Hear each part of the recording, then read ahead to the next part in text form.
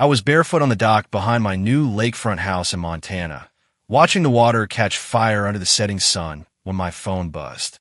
Once, then again, then again. Mom, when should we arrive? Dad, we're packed and ready. Can't wait to see the new place. Ashley, a photo of her kids in swimsuits, grinning with the caption, "The twins can't wait to visit Uncle Nate's lake house." I stared at the screen, stunned, not by the messages themselves, but by the brutal irony behind them.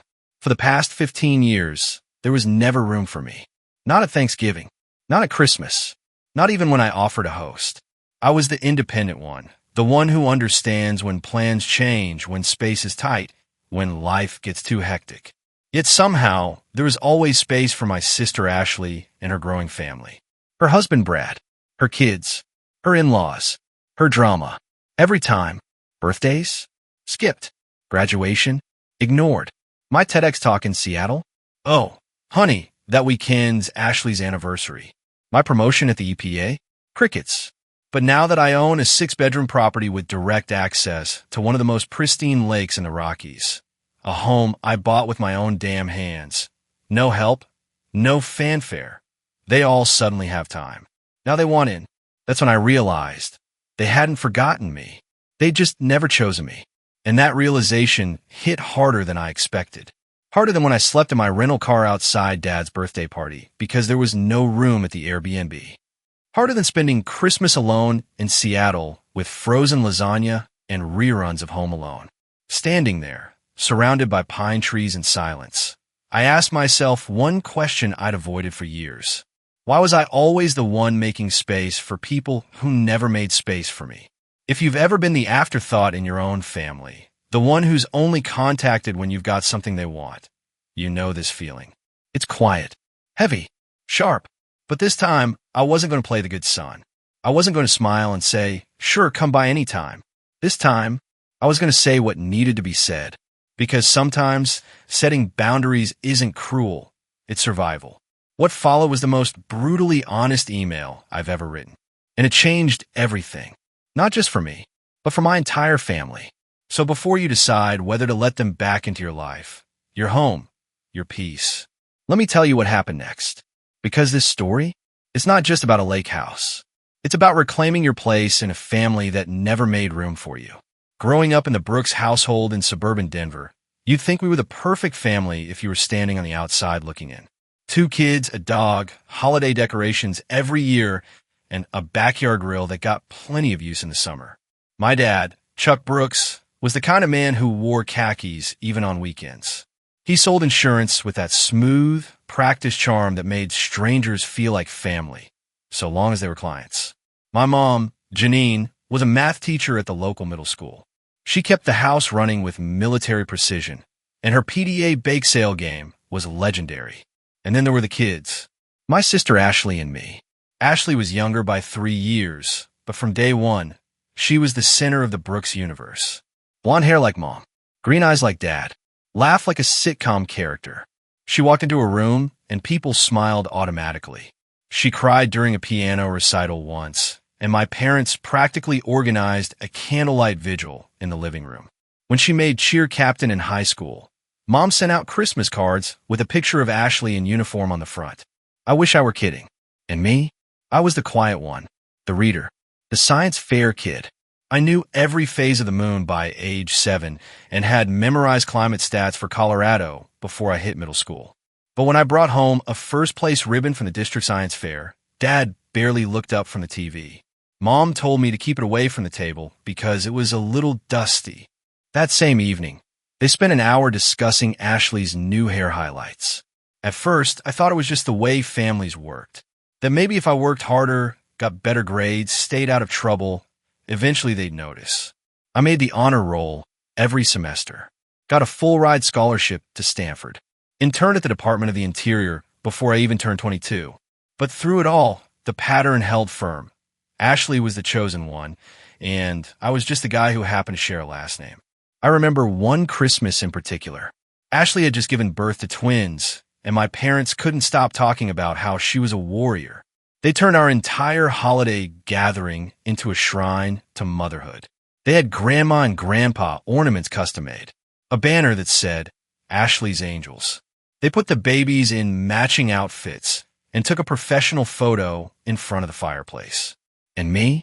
I had flown in from Washington, D.C. that morning, having just wrapped up a 2-year research initiative on forest restoration policy. I'd been interviewed by Scientific American. I'd spoken at an international conference. But when I handed Dad a copy of the published paper with my name on the cover, he skimmed the first paragraph and said, "That's great, son. But hey, did you see what Tyler did with his Legos? He built a whole castle." That was the moment something inside me shifted. Not all at once, but the cracks started forming. After that, holidays became more of an obligation than a celebration. I'd fly home, stay in a rental, show up with thoughtful gifts and polite small talk. And every time, I'd leave feeling like I was only welcome because I'd forced my way in. The accommodations were always for Ashley's family. The guest room? Taken by her in-laws. My old bedroom? Turned into a nursery. The living room? Overrun with plastic toys and sticky hands. I once offered to bring groceries and cook Thanksgiving dinner. Mom laughed and said, "That's sweet, Nate, but Ashley already planned everything. Maybe next year."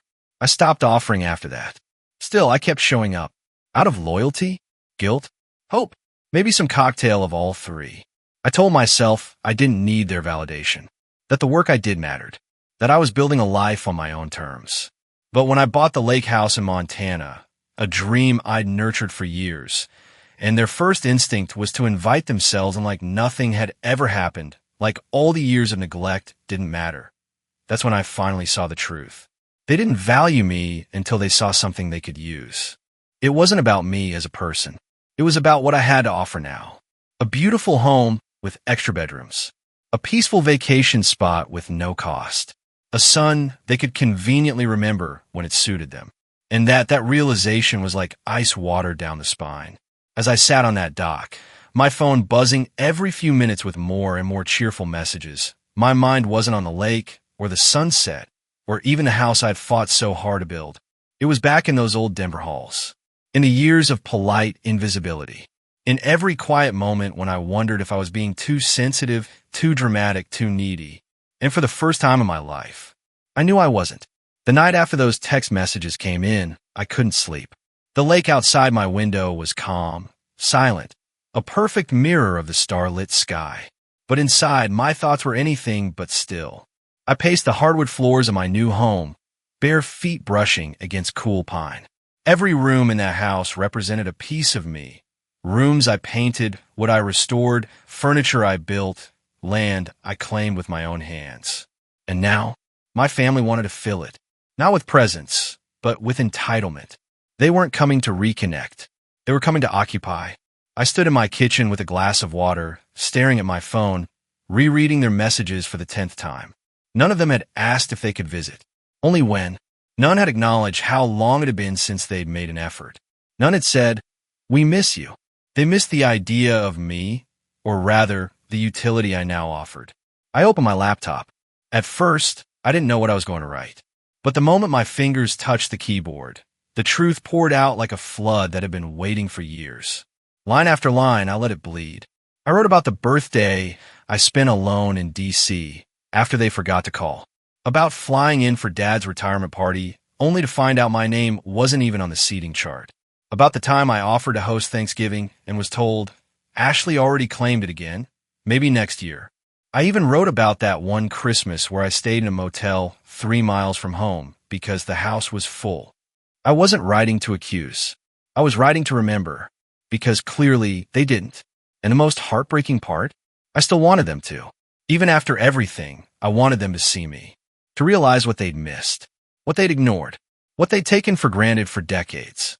I must have rewritten the ending 10 times before settling on something that felt like a boundary, not a bomb. I'm not writing this to hurt you. I'm writing it because I still care. But moving forward, I need to protect my peace. I'm not ready to host overnight visitors. I've just moved in. I need time, space, and clarity. If you're in the area and want to meet for lunch or a walk by the lake, I'd love that. But my home is not open for stays right now. Please understand, this isn't about revenge. It's about reclaiming myself. Nate, I sat with it for a while, rereading every line, my heart pounding harder than it had during any environmental policy presentation I'd ever given. Then, at exactly 12:03 a.m., I hit send, and just like that, the silence began. Hours passed, then a day, then two. Not a single response. No apology. No understanding. Not even a passive-aggressive emoji. I thought I'd feel guilty. Instead, I felt free. For the first time in years, I felt like I wasn't begging for scraps of attention. I wasn't twisting myself into the shape they needed me to be. I was standing on solid ground, my ground, literal and emotional. And that's when something else happened. The people I hadn't expected to hear from started reaching out. My Uncle Tom, Dad's younger brother, called me out of the blue on the third night. He rarely spoke more than a polite nod at family events. But now, his voice carried a warmth I'd never heard before. "Nate," he said, "I just wanted to say, I read your email. I hadn't sent it to him. Turns out my father did. Probably looking for backup. I saw myself in it." Uncle Tom continued. "I've spent most of my life as the background character in someone else's story. Watching your dad fawn over Ashley all these years, I always wondered if it was just me who noticed. I didn't know what to say. Don't let them gaslight you, son. What you said, it was honest. And overdue. That call lasted almost an hour.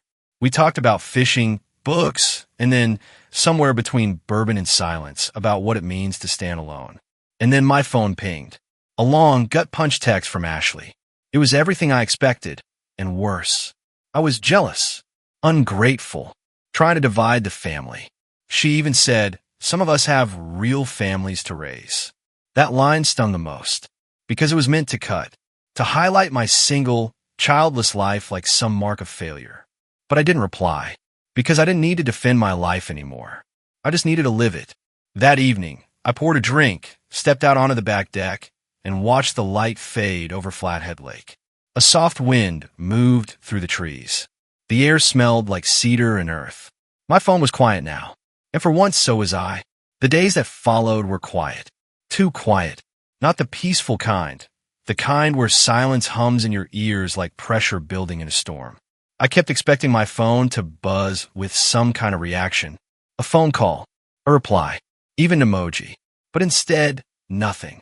I went about my daily routines, trying to convince myself it didn't bother me. Morning runs along the lake. Pour over coffee in the kitchen I design myself. Calls with my project team about wetland recovery efforts in northwest Montana. On the surface, everything was fine. But every time I walked past the guest room, I thought about the fact that no one from my family had even asked, "Why are you hurting?" They didn't want a conversation. They wanted compliance. On the fourth day, my dad finally called. He didn't open with, "How are you?" or "Let's talk about the email." He started with, "Your mother's very upset." That one sentence told me everything I needed to know. I braced myself, sitting on the porch steps with the phone pressed to my ear. "Dad," I said carefully, "did you read what I wrote?" "I did," he replied. "And frankly, I don't recognize the version of our family you described. We never meant to exclude you." "I'm not saying you meant to," I said, my voice steadier than I felt. "But you did." He sighed. "We can't go back and change the past. I'm not asking you to. I'm asking you to acknowledge it. That's not how we fix things in this family, Nate," he said sharply. "We don't drag out every misstep and put it under a microscope. We move forward." That phrase, "move forward," landed like a slap. Because for him, moving forward meant forgetting. For me, it meant healing. There's a difference. Before I could respond, he added, "Ashley is hurt. She thinks you're being unfair. She's always hurt when she's not the center of attention." My dad paused. "You need to let go of whatever this is. We've all had to make sacrifices." I looked out over the lake, my chest tight. I wasn't trying to punish anyone. I was trying to protect myself.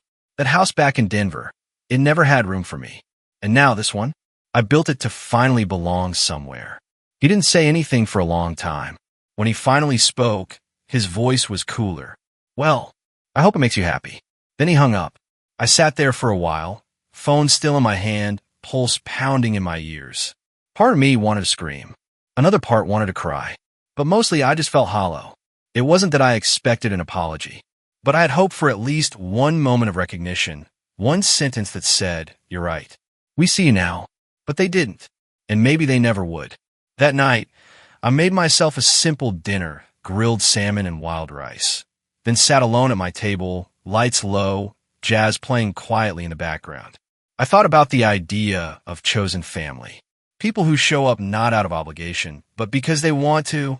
And for the first time in years, I allowed myself to feel the weight of what I had been carrying. The longing to be seen by people who never learned how to look. The next day brought a surprise.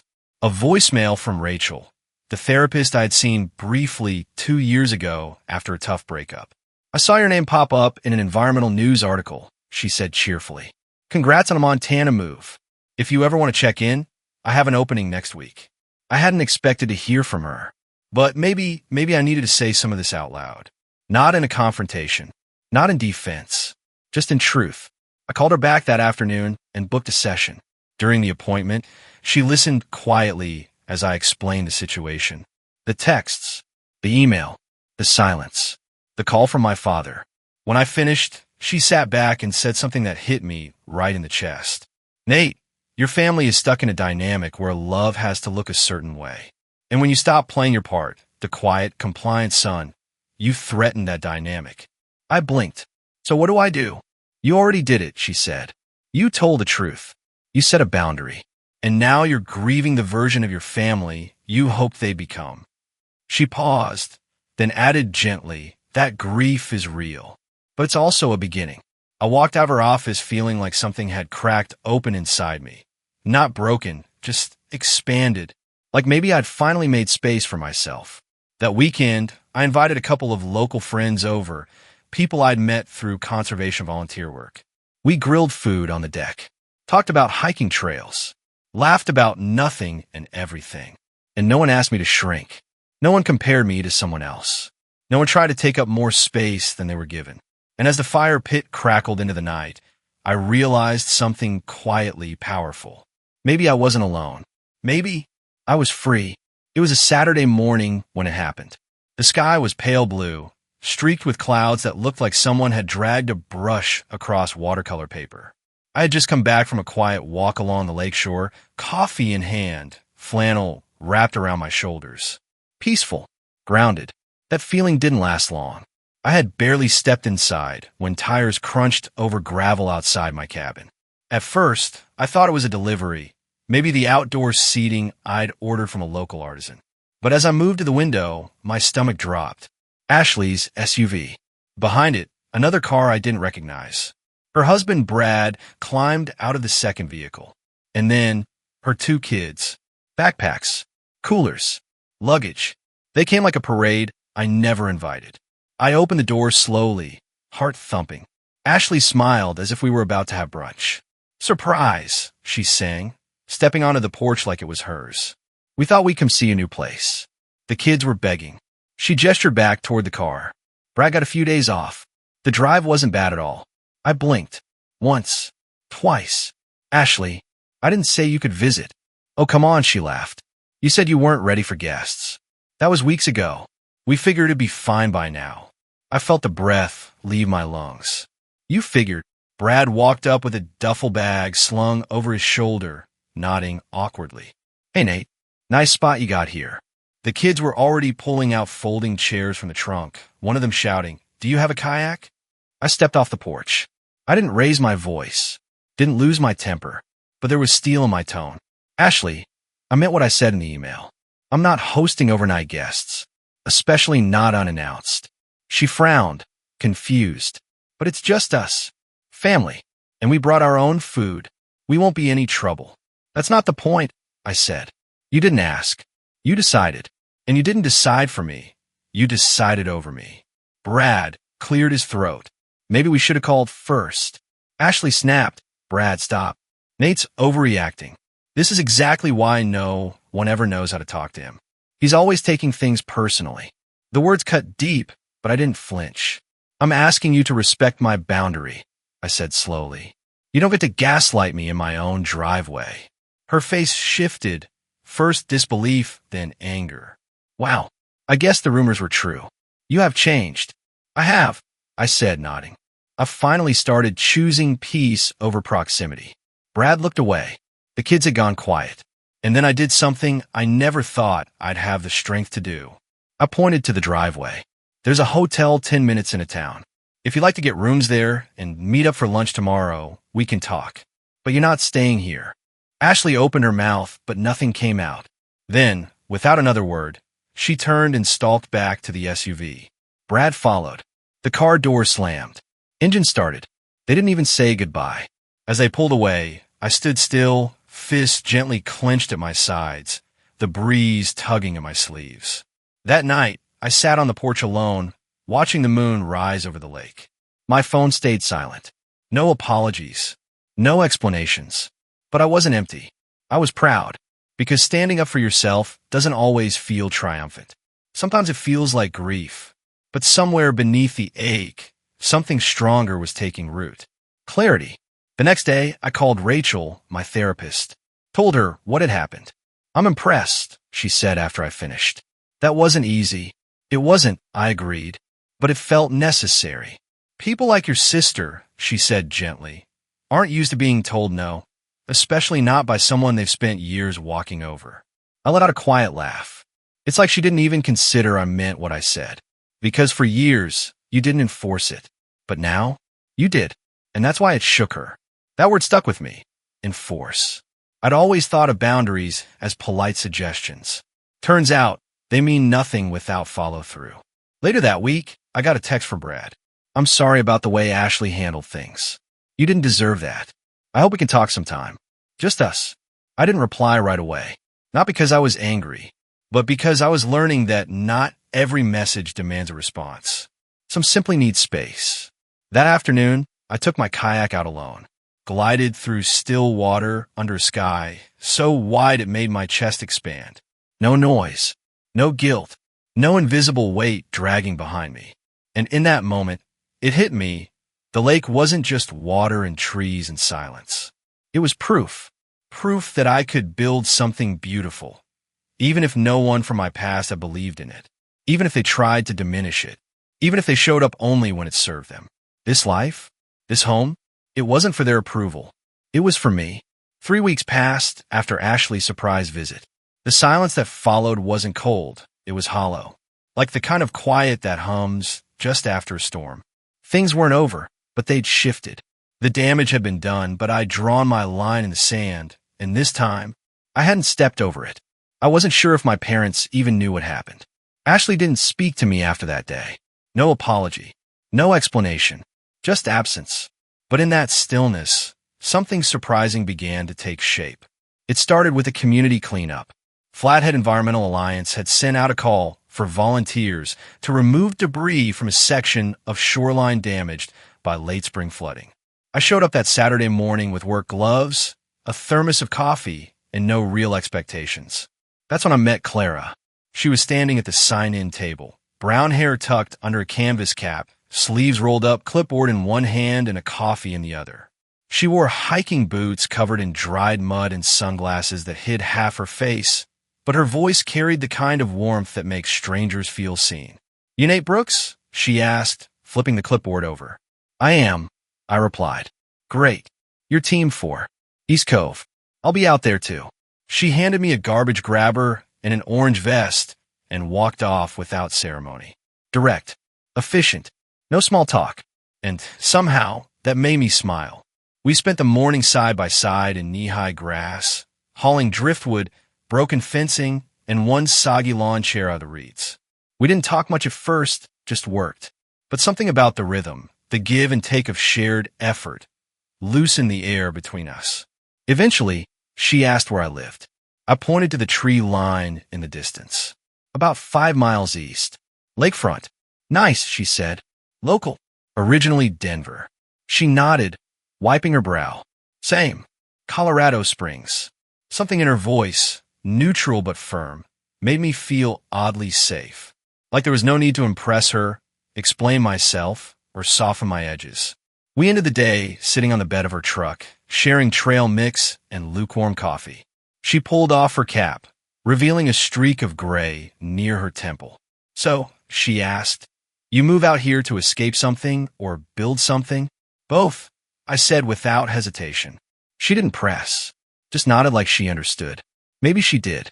Before I left, she handed me a card. I run shoreline education programs through the Alliance. We could use someone with your background. No pressure. Thanks, I said, meaning it. Back home, I stared at the card for a long time before putting it on my fridge. I wasn't sure if I'd call, but something about her steadiness, lingered.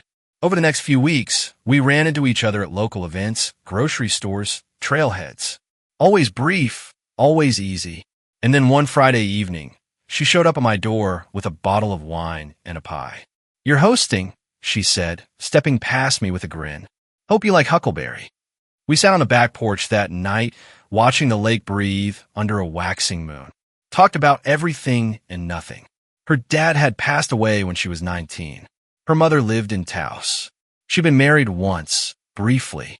No kids. She preferred birds to people most days. So did I. When I finally told her about Ashley, the email, the family tension, she didn't blink. "Sounds like you finally started choosing yourself," she said, pouring another glass. "It still hurts," I admitted, "even when you know you're doing the right thing. It's supposed to. Grief doesn't only come from loss. Sometimes it comes from growth." Her words settled over me like a blanket. We didn't define what we were that night. Didn't need to. What we were building wasn't about rushing. It was about respect. Space. Roots taking hold quietly beneath the surface. As the weeks passed, Clara became a regular part of my life. Not filling a void, but enhancing the quiet I'd carved out. She'd show up with coffee and trail maps. I'd cook simple dinners and show her the garden. We worked on lakefront projects, debated restoration policies, and sat in shared silence that never felt awkward.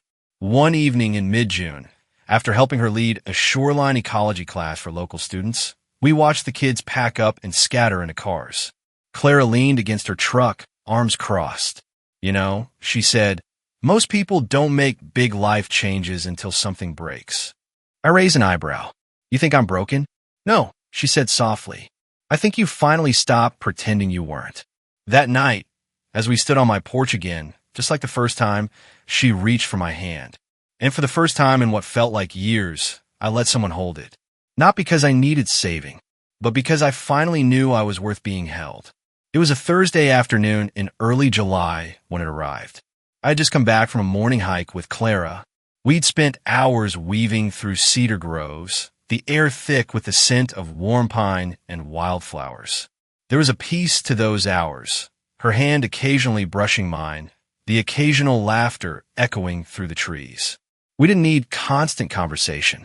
Silence had become its own kind of connection. But when we got back to my porch, a small, cream-colored envelope sat wedged under the doormat. No stamp, no return address, just my name, in my mother's handwriting. Clara noticed the change in my face the moment I picked it up. "You okay?" she asked. I nodded automatically, though I wasn't sure. "It's from my parents." Hand-delivered, apparently. She studied my face for a moment, then reached for her backpack, wanting to hang back. I shook my head. "No, I think I should read it now." She gave me a quiet nod and sat nearby on the porch steps, far enough to give me space, close enough to be there if I needed. I opened the envelope carefully. Inside was a folded letter, 2 pages, written in pen, my mother's script neat and deliberate. "Dear Nate, your father and I have been thinking a lot about your letter, about your silence since Ashley's visit, and about the things you wrote that, if I'm honest, were hard to hear. At first, I was angry, not at what you said, but that you said it so clearly. It made me feel like I failed. That's a hard thing for a mother to sit with. But I've read your letter several times since, and I've started to realize something I never wanted to admit. You were right. We didn't make enough room for you. Not in the house. Not in our plans. Not in the way we paid attention. Ashley needed us in loud, obvious ways. You didn't. So we told ourselves you were independent and fine, and we let that become an excuse not to ask more. But I see now that being strong doesn't mean you don't deserve support. And being quiet doesn't mean you're okay with being ignored. I don't know how to fix the years we missed. I don't know if we even deserve the chance to try. But if you'll let us, we'd like to visit. Not to stay in your house. We'll get a hotel. Not to invade your peace, but to see the life you built. And maybe, if you'll allow it, to finally start appreciating you for who you are. With love, Mom. Your dad says he'll bring his tools in case that leaky faucet in the guest bath still needs tightening. I stared at the letter for a long time. Not because I didn't believe it, but because I did. And that scared me. Because when people you love finally say the right thing, after a lifetime of saying the wrong ones, your heart doesn't know whether to open or brace for another hit. Clara stood and gently took the letter from my hands, scanning it silently. When she finished, she looked up and met my eyes. "You okay?" she asked again. I let out a slow breath. "I don't know." We sat in silence for a while, the lake stretching out before us, the wind playing through the trees like distant music. "It's weird," I said. "This is all I ever wanted from them. Acknowledgement, an effort, and now that it's here, it's hard to trust," Clara finished. Exactly. She didn't try to convince me what to do. Didn't offer some neat, feel-good advice. She just nodded and said, "Whatever you choose, make sure you're choosing it for yourself. Not out of guilt, not out of fear, out of clarity." That night, I didn't sleep much. I reread the letter 3 times. I thought about every version of me who had longed for those words. The child standing alone in the school parking lot after a canceled science fair. The teenager reading scholarship letters at an empty dinner table. The adult who stood quietly in the corner of every family gathering, waiting for someone to notice he'd shown up. I thought about the man I had become, not in spite of them, but without them. By morning, I made my decision. I sent a message, not to my sister, not to my dad, just to my mom. "Thanks for the letter. I appreciate you writing it. If you're serious about visiting, let's plan something in a few weeks. A short visit, one step at a time." She replied 2 hours later. "We be honored. Whatever you're comfortable with. And we'll bring pie." I showed Clara the message that afternoon. She smiled softly. "So, company?" I chuckled. Briefly. On my terms. And as I stood there, phone in one hand, coffee in the other, I realized this moment wasn't about forgiveness. Not yet. It was about possibility. For the first time, I was inviting them into my life. Not the one they imagined for me, but the one I chose for myself. And this time, they have to earn their place. They arrived on a Friday afternoon. A rented SUV pulled into the gravel driveway, tires crunching under the weight of hesitation. I watched through the living room window, standing still, unsure whether to open the door or wait for the knock. It had been almost a year since I last saw them. My mother with her familiar tote bag and cardigan, my father in that same Denver Broncos cap he'd worn since I was a teenager. I stepped outside just as they got out. My mom held a plant, some kind of potted herb, and looked at me with an expression that was both cautious and hopeful. "Hi, Nate," she said softly. "Hey, Mom," I replied. My voice felt strange. "Rusty." Dad gave me a nod. "Let's get out here." "Thanks," I said, managing a small smile. "Let me help with your bags." But they shook their heads. "We've got it," my mother said quickly. "We're staying at the Lakeview Inn, like we said. Just wanted to come by first." I held the door open and let them in. The house felt unusually quiet. Even the creak of the floorboards under Dad's boots sounded louder than usual. They walked slowly through the living room, eyes glancing over the bookshelf, the framed nature photography I collected over the years. The woven rug Clara helped me pick out. This wasn't just a house anymore. It was my identity in physical form. "It's beautiful, Nate," Mom said finally. "So peaceful." "Thanks." She placed the potted rosemary on the kitchen counter, awkwardly smoothing her sweater like she wasn't sure what to do with her hands. Dad glanced toward the window that overlooked the lake and nodded again. "That your kayak out there?" "Yeah, got it used. Still floats." He chuckled faintly, the closest thing to comfort we'd shared in months. We sat at the kitchen table for coffee. I had baked a simple apple crisp that morning, partly to keep busy, partly to have something to offer that wasn't just strained silence. We talked about safe things at first. The weather, my job, their new neighbors back in Denver. A little about Clara, who I told them was a friend I'd grown close to. I watched their reactions carefully, like checking for cracks in glass. They didn't push. Later that evening, they left to check into their hotel. "We'll be back in the morning," Mom said, pausing at the door. "Thanks for welcoming us in." I nodded. "See you tomorrow." When they drove off, I stood at the porch in the cooling air, arms crossed, heart full of a strange tension. Relief they hadn't made it worse. Sadness it still wasn't quite right. The next day was better. We drove out to a nearby wildlife preserve. My dad asked questions about the wetlands, about the restoration project I'd consulted on last spring. They weren't deep questions, but they were something. Interest or an attempt at it. At lunch, Mom asked about Clara. Her tone wasn't probing, just curious. She sounds like someone who makes you feel calm, she said. She does, I replied. She sees me clearly. It's rare. Mom lowered her gaze. That must feel good. I didn't reply, not out of spite, but because I didn't want to rush past the weight of her acknowledgement. I just let it sit between us. That evening, we sat on the porch with blankets and mugs of tea, watching the lake take on its dusky shades of violet and silver. For the first time, I felt them seeing this place not as a vacation spot, but as an extension of me. This suits you, my father said. The space. The quiet. It took me a long time to figure that out, I said. What I needed. Well, I could build on my own. My mom turned to face me. We didn't make it easy for you. I can see that now. I just hope it's not too late to be part of what you've built. I looked at her for a long moment. She seemed smaller than I remembered. Not in stature, but in certainty. For so much of my life, my mother had been unshakable.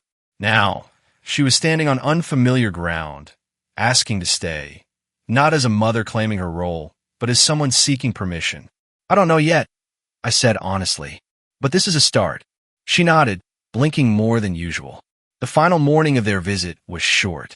We had breakfast on the porch, scrambled eggs, toast, local jam. Clara stopped by briefly, offering a polite hello and heading off to lead a shoreline workshop.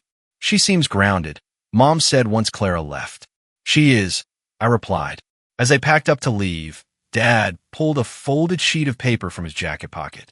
It was a printout of my most recent article, a published op-ed in a national environmental journal. I read this last week, he said. Didn't understand all of it, but I thought it was sharp, important. I nodded, quietly stunned. Thanks, Dad. He gave a shrug. Just wanted you to know. We stood in the driveway for a moment, the engine running. My mom came over for a hug. She hesitated, then leaned in gently, holding me like she hadn't in years. You're doing okay, Nate? She whispered. Better than okay. I smiled softly. So are you. For trying. They drove off shortly after, the SUV disappearing around the bend. I stood there for a while, heart full of something I couldn't quite name. Not closure, not forgiveness, not yet, but maybe something even better, movement. A door cracked open, a gesture made, not demanded, and in the space that remained, I finally breathed deep. Thanksgiving crept in quietly that year. There was no frantic planning, no strained phone calls or last-minute guilt-laced invitations. No wondering if I'd be excluded, because for the first time in my adult life, I wasn't waiting to be invited somewhere. I was the one hosting, but not for my parents. Not yet, and not for Ashley, whose silence had become louder than words. I was hosting for the people who had shown up, the ones who never needed an invitation to care. My chosen family. There would be 6 of us. Clara, of course, with her baked rosemary bread that smelled like warmth itself. Diana and Marcus, a married couple I'd met through the local conservation group. She was a marine biologist, he restored antique boats. Lila, the park ranger who always wore mismatched socks and told the best ghost stories. And Dan, a retired teacher who volunteered at the preserve and taught me how to tell burr calls apart. Not one of them share my blood, but they'd all shared something more valuable over the past year. Time, honesty, space. Quiet support in the moments when the ache of my past snuck back in uninvited. I spent the morning cooking. The smell of roasting vegetables filled the house while jazz drifted softly through the rooms. Clara arrived first, letting herself in with a knock and a smile. You look almost relaxed, she teased, handing me a bottle of wine and a warm dish wrapped in a towel. I'm trying not to mess up the stuffing, I said, grinning. It's a high-stakes situation. She kissed my cheek and pulled her sleeves up. Let's mess it up together. As guests arrived, the house filled with laughter, clinking glasses, and the kind of conversation that flows without effort. Stories were passed like bowls of mashed potatoes. Laughter echoed louder than any family gathering I remembered. At one point, Diana raised a toast. To chosen family, she said, lifting her glass. The people we find when the ones we were born to don't quite see us. Everyone clinked their glasses gently. I looked around the table and felt something settle in my chest, something like belonging, something that didn't need to be earned. We ate on the screened porch, the lake shimmering in the distance, a fire crackling in the outdoor pit nearby. There were no assigned seats, no kids' table, no silent expectations, only presence. And somewhere between the second round of pie and the quiet hum of dusk settling around us, I felt it fully. This was what Thanksgiving was supposed to feel like. After dinner, we moved outside, wrapping ourselves in blankets, sipping spice cider, watching stars prick the sky above the treetops. Clara sat beside me, legs curled beneath her, shoulder brushing mine. No performance, no pretending. As the fire dwindled to glowing embers and the others began to gather their things, I stayed back to finish putting away dishes. Clara joined me in the kitchen, drying glasses while I rinsed. "You okay?" she asked softly, as she always did when the moment called for something quieter than small talk. I paused, looked out the window. The reflection of candlelight flickered on the glass. "I think I am," I said. For the first time in a long time, I didn't feel like I was on the outside looking in. Clara nodded. "You've built something beautiful here. It's small," I said, "but it's mine, and it's real." She leaned her head on my shoulder. "That's all that matters." Later that night, when the house had quieted and the candles burned low, I sat alone at the table for a moment. The plates were clean. The laughter still echoed in corners. The air held the scent of cinnamon and firewood. And I thought about all the Thanksgivings that had come before, spent on couches that weren't mine, in basements that felt like afterthoughts, around tables where my seat had always been temporary. I thought about how long I'd carried the weight of trying to earn love that came with conditions, and how, slowly, year by year, boundary by boundary, I'd begun to put that weight down. This table was mine. The seats were filled with people who chose to be there, not out of obligation, not for convenience, but because something in me resonated with something in them. That was family too. As I turned off the lights and headed upstairs, the night wrapped around me like a warm coat. The silence wasn't lonely anymore. It was earned. It was mine. And somewhere deep in that quiet, a single truth settled in for good. Sometimes, the home we need isn't the one we're born into. It's the one we build with time and courage and the quiet decision to never again apologize for needing a seat at the table. It arrived 2 weeks after Thanksgiving. I found it in the mailbox between a utility bill and a catalog for outdoor gear. A small white envelope, handwritten, the return address in bolder. Ashley's handwriting, still that same dramatic curl on her lowercase y. For a long time, I just held it. My instinct was to toss it on the kitchen counter, forget about it, maybe open it after dinner, or maybe not at all. But I knew myself better than that. The weight of an unopened letter is heavier than most people realize. It hums at you from across the room. It doesn't leave you alone. I sat down at the kitchen table, took a breath, slid my finger under the flap. Inside was a single folded page. No greeting card, no flashy stationery, just lined paper from a notepad, creased carefully in thirds. "Nate, I've started this letter a dozen times and thrown every version away. I don't know the right way to say what I'm trying to say, but need to try anyway. I've been angry, and I've said things I regret. Some to your face, some behind your back. I know that probably doesn't surprise you. When you sent that email earlier this year, it hit harder than I expected. At first, I felt defensive, embarrassed, even insulted. But underneath all that, I felt something else I didn't want to admit. Guilt, not just because of what you wrote, but because I recognized it. I think I always knew, deep down, that you were getting the short end of things. That mom and dad built their world around me, and I didn't exactly fight it. I like being in the center. I like being the one who got the attention. But I didn't see how invisible that must have made you feel. Not really. I used to tell myself you were the strong one, the smart one, that you didn't need all the things I did. But maybe that was just a story I told to avoid asking why you were so quiet at every family gathering. I've talked to Mom. She told me about your visit. She said it went better than she expected, that you've changed, but not in a bad way. I guess what I'm trying to say is, I'm sorry for all of it, For every time I made you feel like your life was less worthy of space. For every holiday you spent alone while I made excuses. For treating your silence like a problem when maybe it was the only way you could protect yourself. I'm not writing this because I expect a response. I just wanted you to know I see it now, and I hope one day we can talk. Love, Ashley. I read it twice, then again, and each time something shifted, not all at once. It wasn't forgiveness that filled me. Not yet, but there was something like release, like letting go of a rope I'd been tugging on for too long, waiting for someone on the other end to finally pull back.